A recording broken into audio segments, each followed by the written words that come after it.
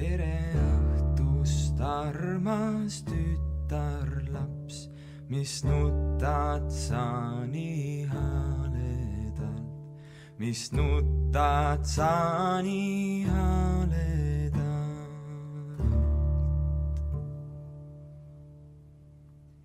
Kas on sul ema-isa suurenud vai on sul salajane peiuke, vai on sul salajane peiuke?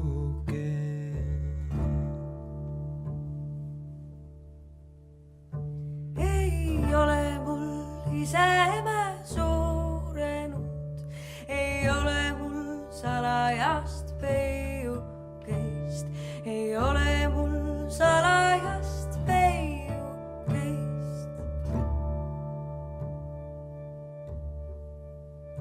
Mul peig on ammu sõtta läinud ja 700 aasten ma jäänud ja 700 aasten ma jäänud. Täna on see 700 aastapäev, aga peiukeist ei ole näinud, aga peiukeist ei ole näinud.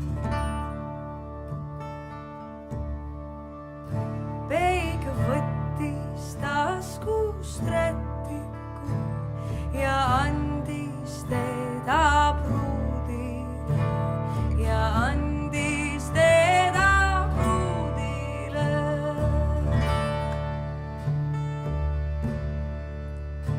Pühi ära oma pisarad, mis sinul silmist jooksevad. Ma olen sinu oma ja jäängi sun.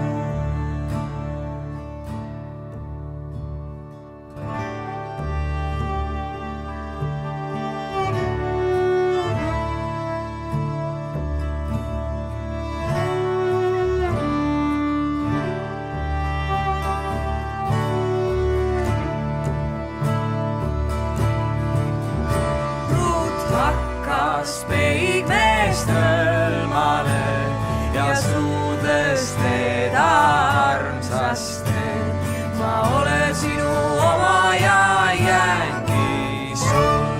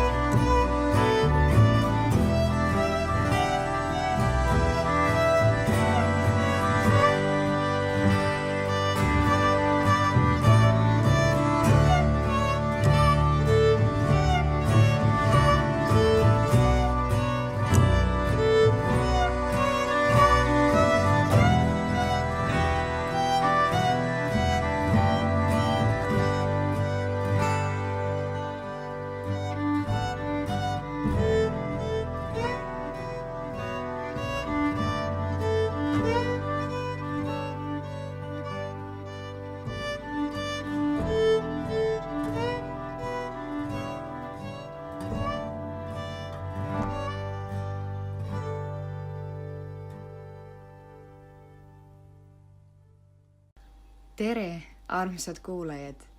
Teie jaoks just kõlas Siberi eestlaste rahvaviis Tere õhtust, armas tütarlaps, mida arranžeerisid ja esitasid meie tänased külalised, pärimusmuusika ansambel Berlin. Nad kutsuvad ennast seltskonnaks, kes tunnetab üksteist poolelt noodilt, isegi vaikuse hetkedel. Mis ühendab neid? Kuidas sündis nii edukas ja sõbralik ansambel, arvestades seda, et iga bändiliige ei ole vanem kui 22 aastat ja 2 nendest on lõpetanud hoopis rütmimuusika osakonna. Seda me saame just täna teada. Mina olen Jekaterina Vojtehovitš ja tänases saates meie koos ansambel Berliniga räägime sellest, kuidas on sündinud idee oma bändi loomisest, mis inspireerib laulude kirjutamisel ning üldiselt arutleme pärimusmuusikat ja selle aktuaalsust noorte seas. Enne kui me alustame, tuletan meelde, et pärimusmuusika on suulises ja kuuldelises traditsioonis kujunenud etniliste tunnustega muusika. Samuti selle edasiarendused ning pärimuslikke stiile kasutav autorilooming. Selle termini kõrval kasutatakse ka selliseid sünonüüme nagu rahvamuusika ja traditsiooniline muusika, kuid pärimusmuusika peidab ennast natukene sügavamat, laiemat mõtted, mis näitab, et tegemist on eestlastele mõistetava, meelepärase, ütleme pärikarva muusikaga. Selle teema kohta väga soovitan tutvuda Taive Särgi ja Ants Johansoni tööga pealkirjaga Pärimusmuusika mõiste ja kontseptsiooni kujunemine Eestis. Tagasi tulles meie väikese intervjuu juurde, lisan veel, et üks bändiliige ei saanud kahjuks osaleda selles vestluses, kuid ma väga soovin tutvustada teile seda imelist inimest. Tema nimi on Sofia-Liis Koose. Ta on bändi vokalist ja pärimusviiulimängija. Nagu ka teistega me oleme tutvunud Sofiaga Tartu Heino Elleri muusikakoolis mitu aastat tagasi. Ja juba esimesel kohtumisel ma olin imestunud, kui hea muusik ja sõbralik, karismaatiline inimene ta on. Sama meeldiv mulle jäi ka tutvusel Gert Krüspani ning vendade Alex ja Felix Verliniga, kes olid mu kursuse vennad tol ajal. Aga alustame meie väikese vestlusega. Kes tahab alustada? Ma võin alustada. Okay. Ma võin alustada. Tegelikult ma ei lähe võib-olla selle pärimusteemaga nii hästi isegi kokku. Ma nii suur siuke pärimusvend ei ole. Et see Berlin ongi mul siuke ainukene nagu selline väljund. Aga jah, ma olen Felix Verlin ja mängin basskitarri. Kontrabass. Ja kontrabass. Okei, oleme siis natuke täpsemad. Aga õppinud olen ikkagi basskitarri, et see kontrabass on mul ka siuke nagu kõrvalasi. Ütlesi mängid Felix ka flööti ju. Mis see? Ei ole midagi. No natuke ikka. See ka siuke naljatamine pigem. Las keegi teine ka räägib.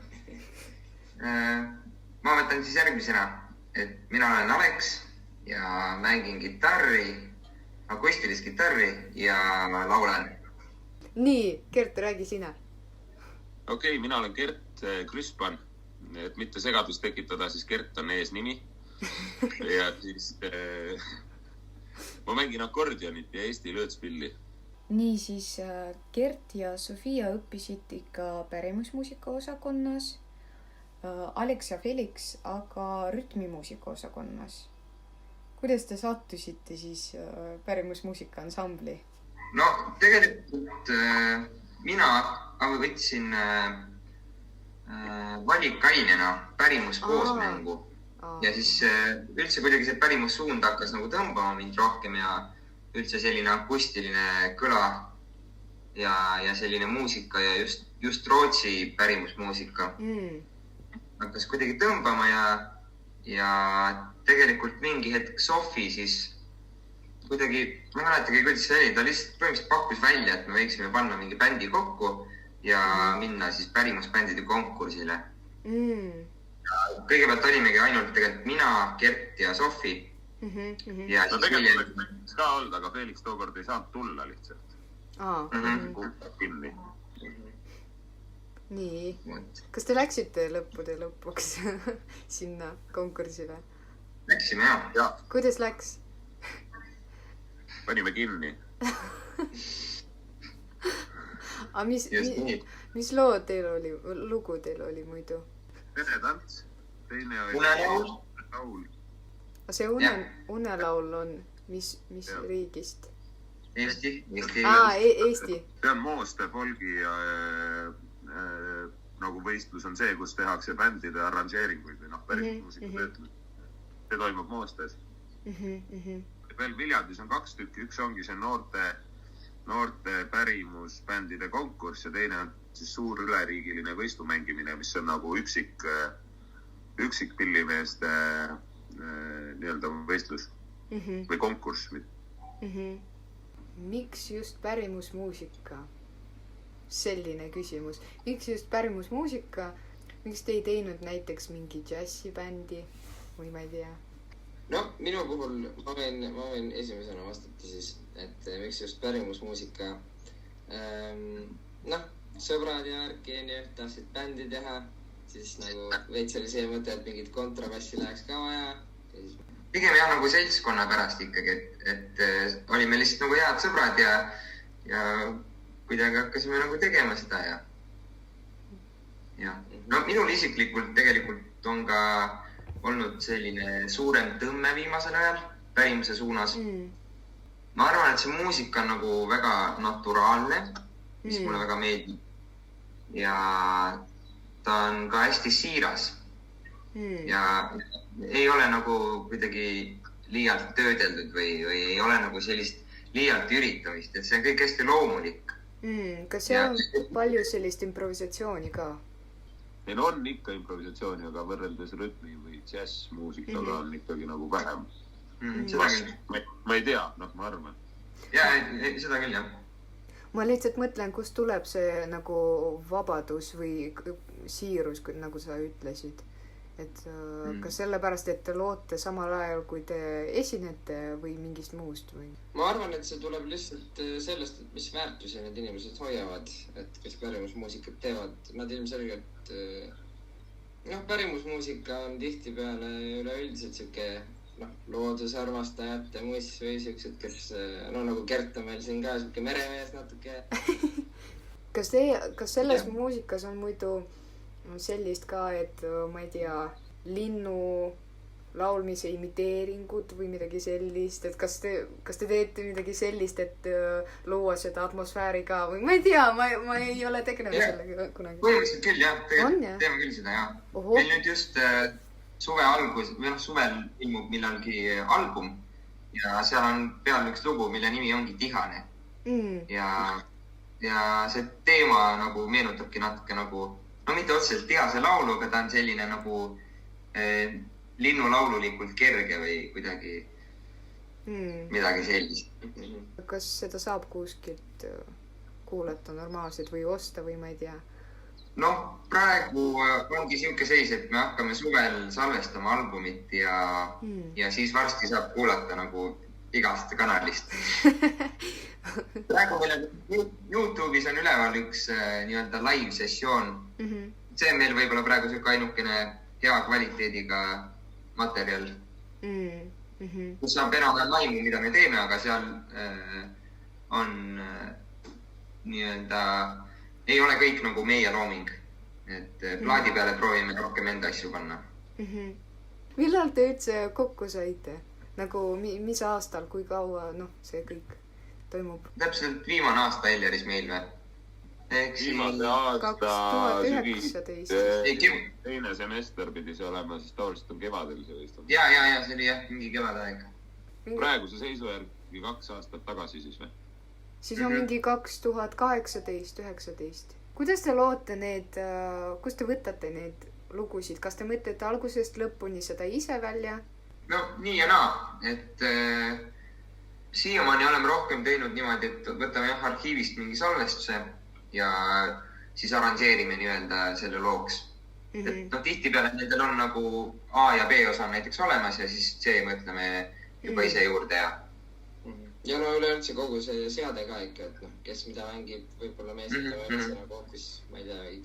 Üldiselt näiteks ainult meloodia on olemas. Tekste me oleme ka ikkagi kasutanud. Jah. Ahah, ehk siis kasutategi meloodia, teksti ja siis kõik muu panete ise. Tihtipeale pigem see sünnibki nagu prooviruumis, et meil on see, ma ei tea, võtamegi ette, et okei, nüüd hakkame lugusid kirjutama, keegi leiab mingid ilusad sõnad, mingi ilusa vana mingi Siberi eestlaste rahvaviisi ja siis kuulame seda ja keegi hakkab lihtsalt mängima ja kuidagi niimoodi tekib. Aga tegelikult viimasel ajal nüüd selle uue albumiga on ikkagi rohkem sellist tõsisemat kirjutamist ka või sellist, et okei, et ma ei tea, näiteks, et enamasti Alex tuleb mingisuguse materjaliga proovi, et näed, mul on sellised ideed, siis me vaikselt hakkame nokitsema ja siis pärast proovi nagu mõnikord vaatame nagu ise ka enda partiid üle ja mõtleme natuke, et okei, minu jaoks oleks nagu selline lahendus äkki siin kohas hea ja sellist nuputamist on jah hästi palju, et nagu kes kus peaks mängima ja et kuidas nagu neljakesi anda nagu selline nii-öelda töötav, noh, et kuhu töötaks, on ju. Ja noh, muidugi koosseis on ka siuke, et noh, löötspill on näiteks meil, kus on väga piiratud nii-öelda harmooniline see struktuur, mida ta saab üldse mängida. Et jah, et selles peab nagu lähtuma ja muidugi viiul ja kontrabass ja kitarr, et noh, selles suhtes endal ka põnev nagu kirjutada siukest sorti muusikat, et. Kas te kasutate mingeid rahvapille ka? No peale selle põhipilli, mida te ise mängite, vaid midagi, ma ei tea, mingit kannelt või suupilli või ma ei tea? Vist väga ei ole. Flööt on mul korraks läbi käinud, aga ei ole nagu... Ma tahan kuulata. Ma ei ole kunagi kuulnud. Felix natuke alahindab ennast, aga hea küll. Ei ole midagi. Nii. No kahonni oleme ka kasutanud, aga see ei ole mingi rahvapill. Eesti rahvapill vähemalt mitte. Aga kuidas see muidu bändi nimi sündis ka? Kas see tegelikult tuli ühes loos. Jaa. Üks lugu on nimega Berlin. Ja siis mingi hetk oli nagu see nime mure päris suur ja siis see Berlin jäi kuidagi nagu kõlama. Minu arust kumbki kaksikutest mingi hetk ütles, et aga Berlin siis. Mulle meenutas ta nagu ka mingit laeva nime või natuke on nagu siuke huvitav nimi nii-öelda või nagu siuke Berlin, kõlab nagu mingi laeva nimi. Ehk siis veits nagu Gert on ju ja samas ka nagu Pärl, ehk siis nagu Sofi, siuke Berlinke. Et kõikidega on nagu mingi seos olemas. Kui te loote mingit laulu nagu algusest lõpuni, ainuke reegel, et see on nagu pärimusmuusika stiilis, siis kes mõtleb sõnu välja?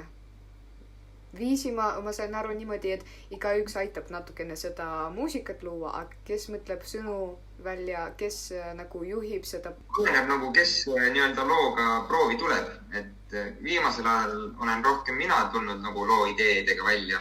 Et siis mina nagu nii-öelda juhin seda protsessi ja tegelikult Felix ka aitab tublisti nagu produtseerimise osas. Sofia on ka kirjutanud ikkagi ja pakkunud neid ideesid ja...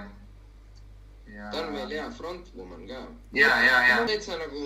Täitsa oleneb nagu sellest jah, et mis nagu eesmärgid on, et lava peal ma ütleks, et kindlasti Sofi on nagu see, kes juhib. Aga see on jah, tõesti vahelduv.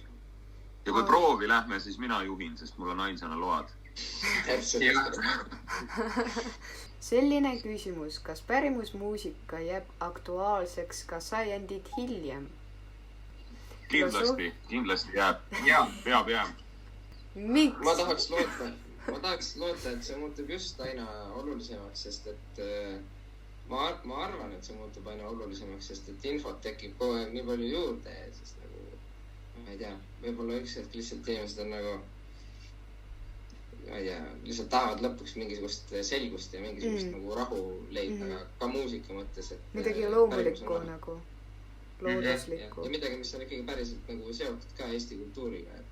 Kas te tunnete seda, et teil on mingis mõttes missioon nagu seda edasi anda, kuidagi nagu säilitada seda ajalugu võib-olla? Mulle endale tundub, et meil on just pigem siuke üsna nagu vaba suhtumisega kogu see pärimusmuusika, sest et meil on siin 2 rütmimuusikat ja... Ma ütleks niimoodi, et Berlin bändina on ikkagi ju arranžeerib ja töötleb seda nii palju, et me ei saaks öelda, et see nüüd on selle algse säilitamine, on ju. Me ikkagi ju nagu teeme seda nii nagu meile tundub, et seda võiks teha, on ju. Samas üksikpillimehena, kui ma nagu mõtlen endast või lõõtsamehest, siis kindlasti vastan ma sellele küsimusele jah, et kas ma tahan säilitada nagu lõõtspilli, ma räägin siis lõõtsaest, on ju, et kas ma tahan lõõtspilli traditsiooni säilitada, siis jah. No tegelikult te vastasite juba sellele küsimusele, aga ma küsin veel kord, mis pakub huvi just noortele inimestele selles valdkonnas? Ma arvan, et minu arust on pärimusmuusika väga armas. või nagu selline siiras ja ilus lihtsalt. Et temas on nagu teatud lihtsus, mis töötab. Ja nagu elektrooniliselt mingit ei ole. Et elektrooniline ja džässmuusika ja kõik see muu on nagu ikkagi siukene suurlinna ja suurriikide muusika, aga pärimus on väga kodune. Mis teemad on muidu teie lauludes tavaliselt? Ma ei tea, kas seda saab päris üldistada. No, meil on nüüd siin paar unelaulu tekkinud. Siis on üks traagiline nii-öelda kurb armastuslaul Siberi eestlastelt. Loodus laias ringis on ja. Loodusest, jah. Loodus ja selle ilu ja kõik see. Ja selle värvid ja varjud. Looduslik ilu, noh. Viimane küsimus. Kas teil tuleb mingi kontsert või teil on plaanides midagi peale selle albumi? Jaa, meil on tulemas küll kontsert. Isegi paar kontserti Viljandi pärimusmuusika festivalil. Me teame, et Gerdil on üsna tihe graafik suvel, et ta töötab seal sadamas, Võrtsjärve ääres ühesõnaga sadamas ja tal on tegemisi üsna palju, et kui neid mänge veel tuleb, siis on hästi, aga praeguse seisuga on vist jah, ainult Viljandi pärimusmuusika festival. Ja nüüd seoses koroonaga on ka ikka paar esinemist ära jäänud, et see on. Aga aitäh teie osalemise eest ja aitäh meie kuulajatele, kes tundsid huvi ja kuulasid läbi selle. Loodan, et ikka pärimusmuusika elab veel edasi ja haarab rohkem inimesi. Ja siis näeme kontsertil, on ju? Olgu. Suur tänu. Üks vana ja üks vaene mees, kes elas talusauna sees. Üks vana ja üks vaene mees, kes elas talusauna sees. Tra-la-la-la, kes elas talusauna sees.